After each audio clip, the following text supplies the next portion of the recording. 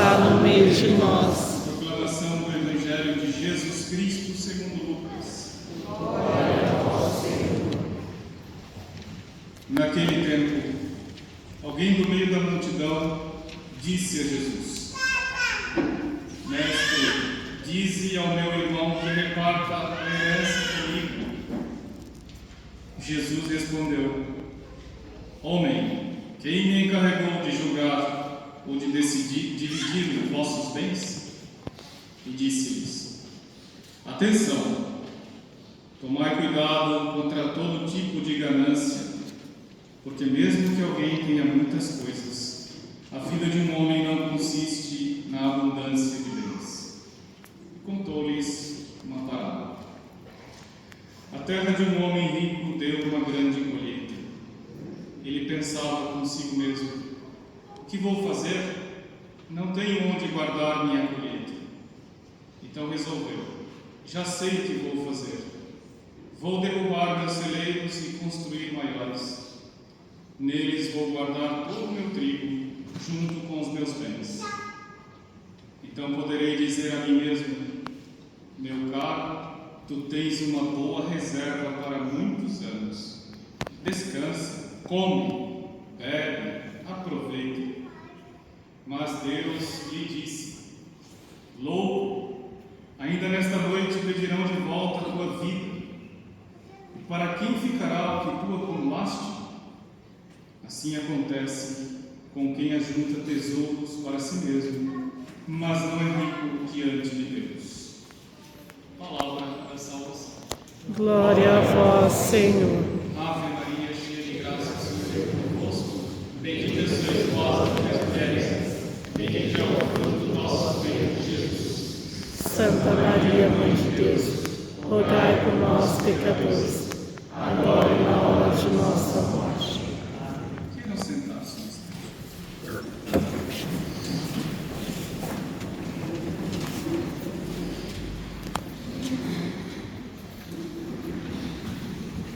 Uma das palavras mais proclamadas hoje em dia no mundo é segurança.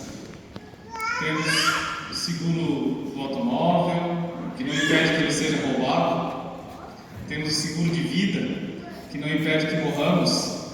Temos o seguro da Previdência Social, para quando ficarmos velhos, se é que lá chegaremos. Temos seguro para tudo, mas afinal de contas, quem é que está seguro nesta vida?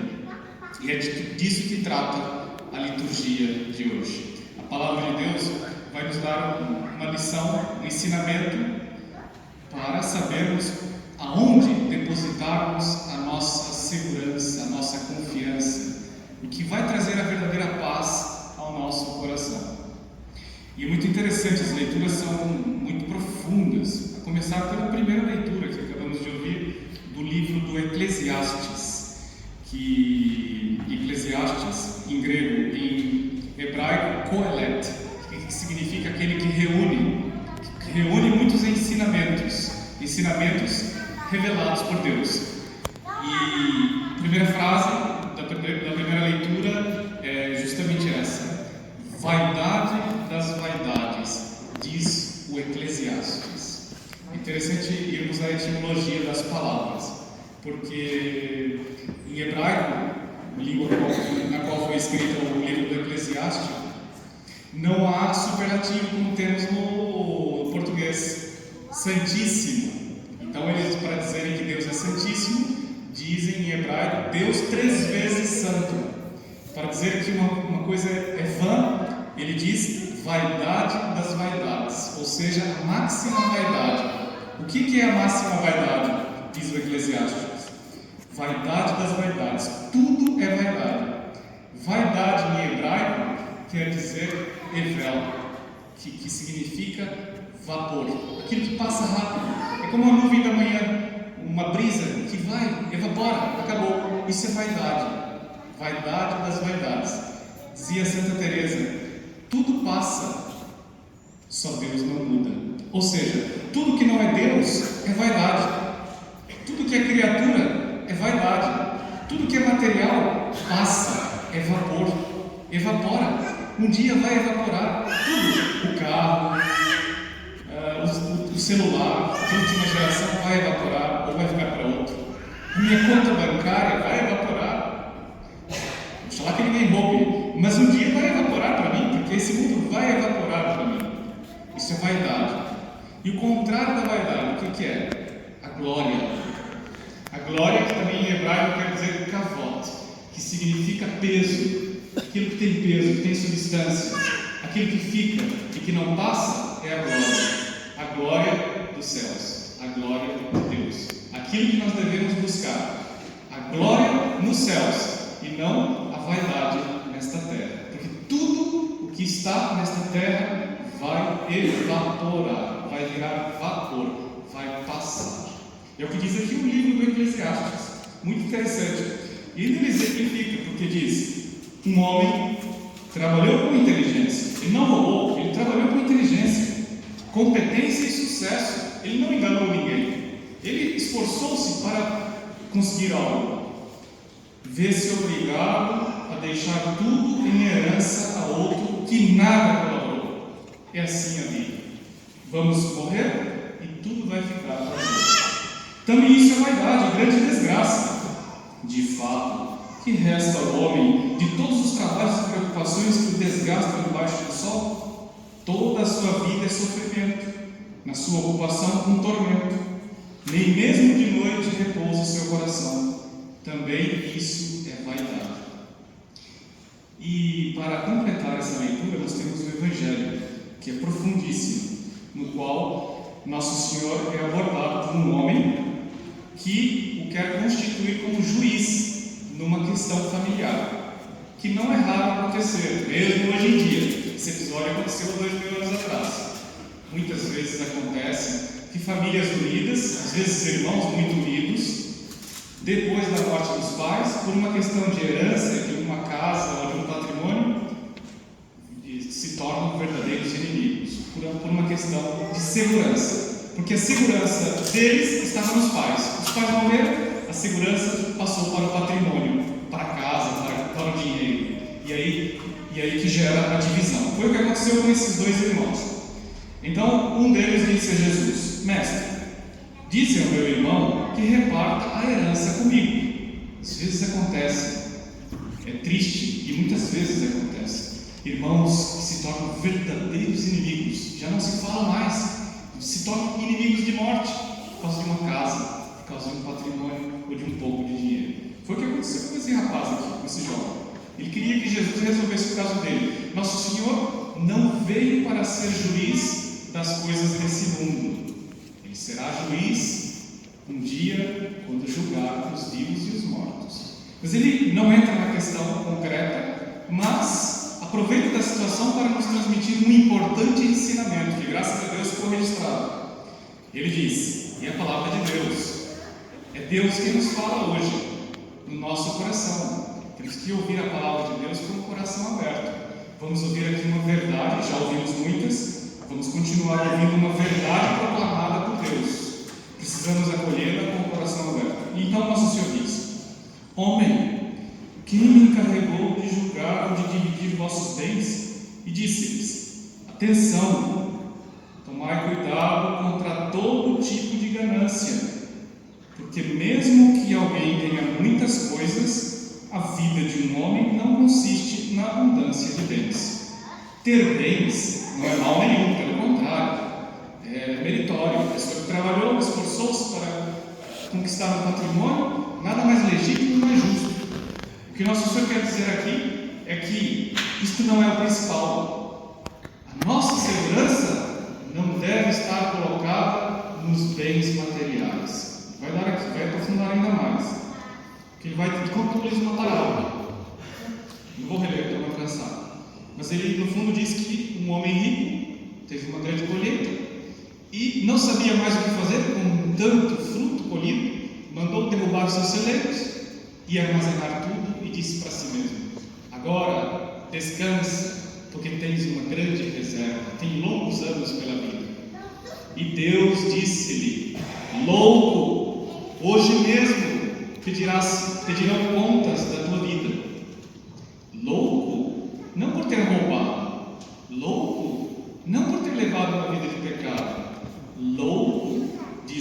Deus a esse homem por terem tesourado na terra e não terem tesourado no céu.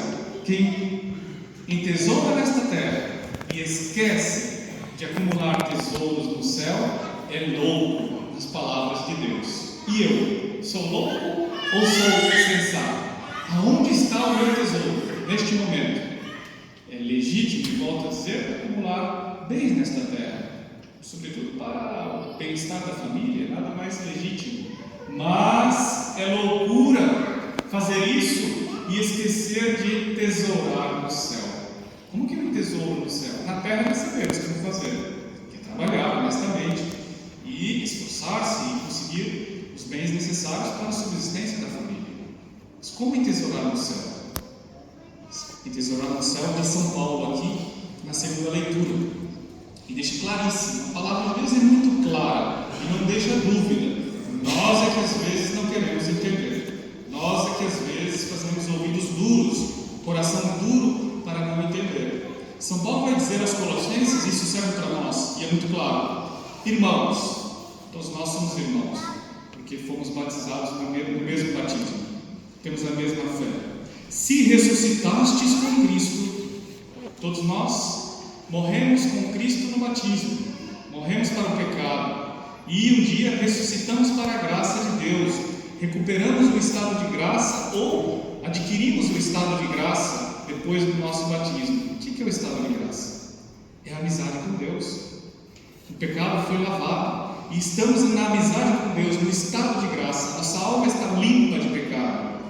Então, esforçai-vos por alcançar as coisas do alto, onde está Cristo sentado à direita de Deus. Aspirai às coisas celestes e não às coisas terrestres. O que são as coisas celestes? Aquilo que eu levarei para o céu um dia. Tudo é interessante meditarmos, porque tudo o que eu recebi neste mundo ficará neste mundo. Tudo o que eu dei aos outros ou a Deus, eu levarei para outro mundo. Tudo que eu dei aos outros. Posso ter dado coisas boas ou coisas más. Posso ter praticado boas obras ou más obras. As duas coisas eu levarei. E apenas as duas e nada mais. Tudo ficará nesta terra. Tudo passará. Tudo é vapor. Tudo é vaidade. A glória é a prática da virtude. A glória são as orações que eu faço. A glória é isto que estão fazendo neste momento aqui. Estão a entesourar tesouros no céu. Neste momento estão a prestar um culto a Deus, a praticar o primeiro mandamento da lei de Deus, o guardar domingos e festas. Isso é entesourar no céu. Por isso eu os parabenizo, porque neste momento o vosso crédito no céu está crescendo. Mas não basta. É preciso todos os dias, é preciso todos os domingos entesourar no céu. É preciso todos os domingos ouvir a palavra de Deus. É preciso todos os dias rezar. É preciso, quando eu tiver a infelicidade de pecar e perder a graça de Deus, é preciso ser humilde, reconhecer, bater no peito e pedir perdão a Deus, passando pelo sacramento da reconciliação, pelo sacramento da penitência, onde nós recuperamos a graça de Deus. Isso é esforçar-se para alcançar as coisas do alto, onde está Cristo sentado à direita de Deus. Isto é buscar a Cristo. Também fazer caridade, também fazer bem aos outros, sobretudo praticar o primeiro mandamento da lei de Deus. Isso é acumular tesouros no céu, como diz São Paulo aqui, e etc. E ele ainda vai mais longe, porque ele diz: esforçai-vos também para fazer morrer em vós o que pertence à terra. O que pertence à terra? Imoralidade, impureza, paixão. Paixão pode ser o orgulho desordenado, egoísmo, aquela pessoa que quer satisfazer os seus desejos a qualquer custo, quer colocar-se no centro de todas as coisas. Maus desejos, a cobiça, que é a idolatria, não mintais uns aos outros, e etc. Tudo isso são obras da terra que ficam, e etc. Então, é o que diz aqui São Paulo na segunda leitura. E, portanto, hoje nós devemos fazer esse exame de consciência.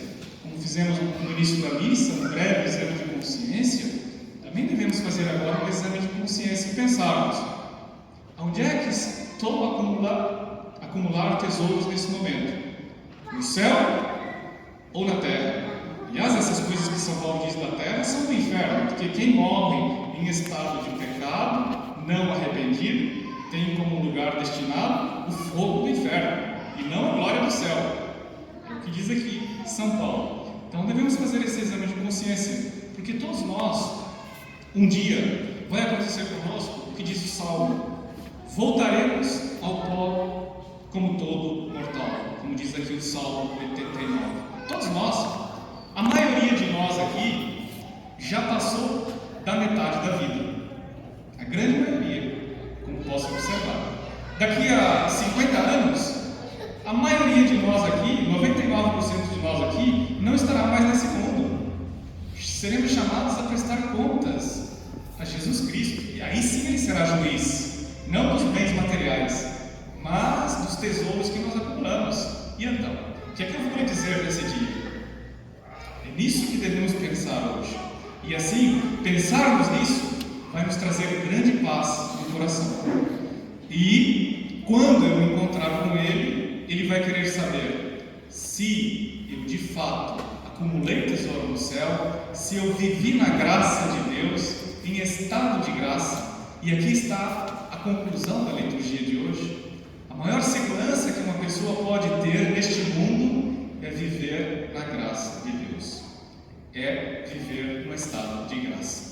Porque se eu viver em estado de graça, o que é viver em estado de graça? Com a minha consciência que não me acusa de nenhum pecado grave, de nenhum pecado mortal. Se eu estiver com a consciência pesada, sei que pequei, ofendi a Deus num desses mandamentos que são os 10, ou imoralidade, ou roubo, ou desonestidade, ou seja o que for, ou não fui à missa, ou estou com mágoa de alguém, ou tive inveja, ou o que seja, fui fraco, pequei, todos erram. Quem não tem pecado atira a primeira pedra, diz Nosso Senhor no Evangelho. Se eu reconheço e recupero a graça de Deus, está tudo resolvido. Se eu tenho muitos tesouros nessa terra, mas não tenho estado de graça, eu não tenho segurança nenhuma. As coisas dessa terra não me dão segurança. Diante de Deus, as coisas desta terra não valem nada, valem vaidade, pó e vapor que passa. E é isso que eu devo então meditar na missa de hoje. Devo meditar que o que nos traz a verdadeira confiança, a verdadeira segurança é viver na graça de Deus. Aconteceu um episódio, com isso eu estou terminando já, na Guerra das Malvinas, que os soldados britânicos ficaram muito impressionados com a bravura dos argentinos, dos pilotos argentinos, e os acusavam, inclusive, de usarem drogas para fazerem aquelas proezas no ar. Só que um desses pilotos, Pablo Carvalho, refutou essa acusação e disse: mas como é possível um piloto a 900 km por hora, num voo rasante, conseguir pilotar um caça sob o efeito de drogas? É impossível. E aí ele disse: o que é que lhes dava segurança e força? Ele disse: é que os nossos pilotos, todos os dias, comungam, confessam-se e aí vivem no estado de graça. Isso é que nos dá segurança para praticar essas proezas, sendo que 50% desses rasantes eram abatidos e 50% tinham chance de sobreviver. Mas o que lhes dava a verdadeira segurança para enfrentar o inimigo e qualquer dificuldade era viver no estado de graça. E nossa luta não é contra os britânicos, não é contra as balas, não é contra os homens. Nossa luta, como diz São Paulo na carta aos Efésios, é contra as potestades e as dominações. Nossa luta é espiritual. Portanto, a nossa força tem que ser espiritual. E a nossa força vem da confissão, do perdão que nós pedimos a Deus, no sacramento da confissão, na comunhão, nas orações. Aí está a nossa força, no estado de graça. E é por isso que os arautos fazem questão de sempre, quando temos essas celebrações, estarmos em 2 ou 3 sacerdotes, para que as pessoas também tenham a oportunidade de fazer a sua confissão, como hoje temos aqui ao lado o sacerdote da capela atender confissões daqueles que desejam recuperar a paz e a segurança do coração. É isso que nos dá a verdadeira segurança, estarmos em paz com Deus, em paz com a nossa consciência, em paz com os outros. Tudo o resto é vaidade, todo o resto passa como o vapor da manhã. E peçamos a Nossa Senhora essa graça de vivermos na graça de Deus, recuperarmos o estado de graça, se for o caso, ou mantermos o estado de graça, se tivermos a graça de assim estar, e assim um dia encontrarmos com o Nosso Senhor no céu e vivermos essa glória que nunca passará, que é o convívio com Deus no céu. Louvado seja nosso Senhor Jesus Cristo. Para sempre seja louvado.